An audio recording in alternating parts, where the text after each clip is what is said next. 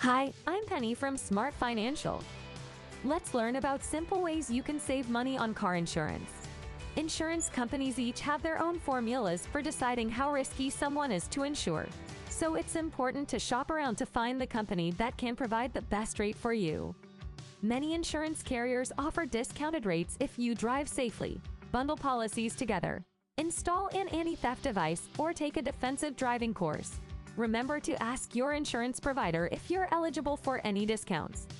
Depending on the state you live in, your insurance company may use a credit-based insurance score to calculate your auto coverage rates. As a result, taking steps to improve your credit score could lower the cost of your car insurance. Raising your deductible would require you to pay more money upfront anytime you file a claim, but would also allow you to pay less on your premiums. Finally, consider whether you should change your coverage. If you have an older vehicle that you've finished paying off, you may be able to drop your comprehensive and collision coverage. You could also lower your liability coverage limits as long as you don't drop below your state's minimum requirements, although this would leave you with higher bills to pay yourself if you get into an accident. Let SmartFinancial help you find the best policy for your needs and budget. Click the link in the description box below for a free car insurance quote.